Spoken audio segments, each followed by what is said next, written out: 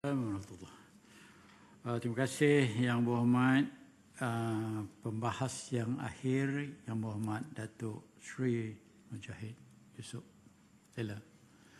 7 minit Yang Berhormat, masa tu nampak. Saya ucapkan terima kasih. Assalamualaikum warahmatullahi wabarakatuh. Saya mulakan dengan firman Allah, ya ahlal kitab qad ja'akum rasuluna yubayyinu lakum kathiran mimma kuntum tukhfun minal kitab wa ya'fu an kathir qad ja'akum minallah nurun wa kitabun mubin. Ali Imran ayat yang ke-15. Wahai ahlal kitab, telah sampai kepada kamu rasul kami yang menjelaskan kepada kamu banyak sekali daripada apa yang telah kamu sembunyikan daripada Alkitab, dan dia telah mengampunkan dosa kamu dan telah sampai kepada kamu dari sisi Allah cahaya dan kitab yang jelas. Ali Imran. Saya mulakan ini sebagai peringatan kepada kita bahawa di sebalik kita membincangkan ikhtiar kita untuk memelihara Al-Quran itu, kita juga harus pelajari pengalaman daripada mereka yang sebelum dari kita yang ada kitab, khususnya Ahlul Kitab. Ada 2 sebab kenapa berlakunya fakta yang boleh menyebabkan Al-Quran ataupun kitab lain itu boleh diselewengkan. Pertama ialah faktor luaran yang mana pihak-pihak yang berkepentingan dan dari kalangan pendeta dan rahban serta agamawan menyalahgunakan fahaman agama itu sendiri. Adapun faktor dalaman yang pada masa kita sedang berbincang ini, iaitu faktor mereka mengubah, mereka memadamkan, mereka mengurangkan, mereka menambah teks-teks suci daripada kitab-kitab mereka. Maka berlakulah apa yang disebut sebagai tahrif, penyelewengan ataupun inhiraf daripada perkara yang sepatutnya asal ia diturunkan.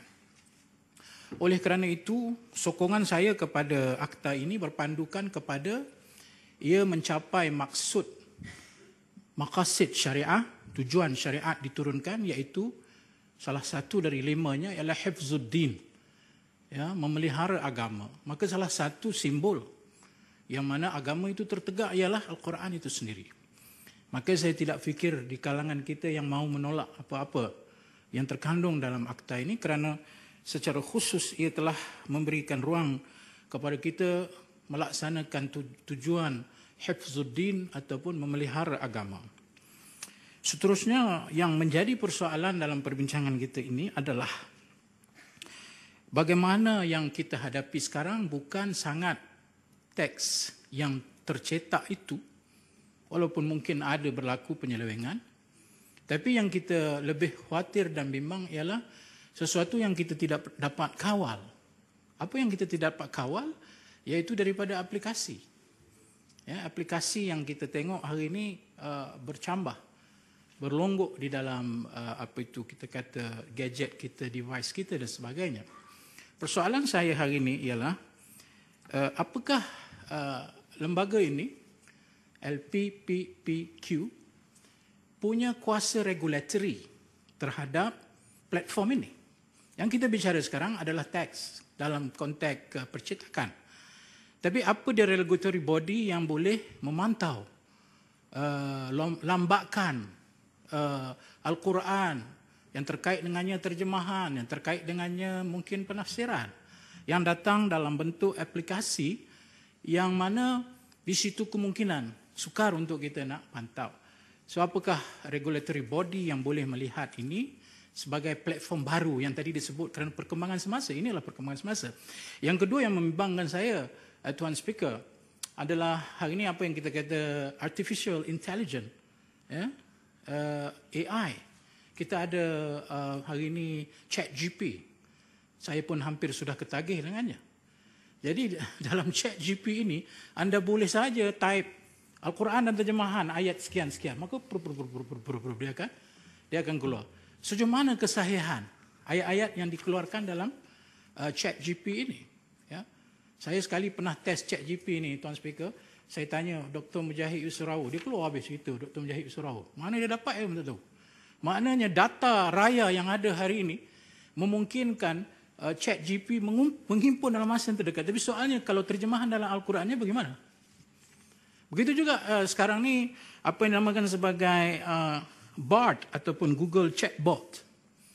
Google Chatbot juga sekarang ini menggunakan artificial intelligence yang mana kalau kita type apa-apa sahaja yang berkenaan dengan tafsir Al-Quran atau sebagainya, maka akan keluar semua maklumat itu dari data raya yang berlambakan. So, apakah kawalannya? Apakah kawalan kita terhadap perkara tersebut? Yang bagi saya tak katalah kita out of control, tapi sukar untuk kita kawal. Maka lembaga ini juga harus mengikuti perkembangan semasa, di mana kepakaran itu tidak hanya terbatas kepada mereka yang pakar di bidang bahasa Arab, tapi juga mereka yang pakar di bidang platform AI, supaya mereka dapat sekurangnya mentasihkan maklumat yang tidak betul yang keluar daripada data raya yang dihimpunkan.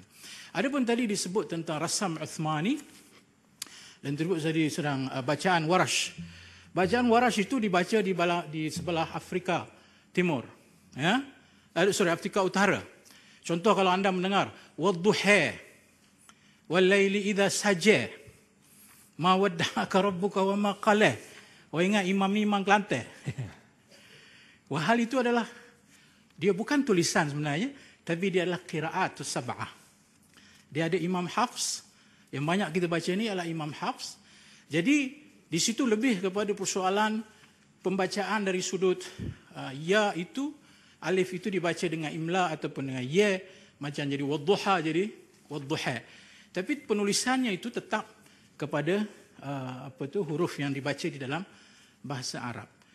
Apapun perkara itu, kalau ada mushaf yang sedemikian yang menunjukkan tanda-tanda tertentu kepada wadduha walaili idza saja, ada lagi beberapa perkara yang dari segi makhraj katanya itu, dari segi imla'i pembacaannya. Contoh kalau kita kata toha, dia tulis to alif ha. Kalau biasa toha saja.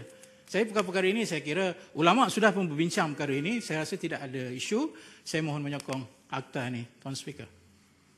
Terima kasih. 7 orang pembahas telah membuat bahasan dan saya ucapkan terima kasih dan tahniah. Saya dapati bahawa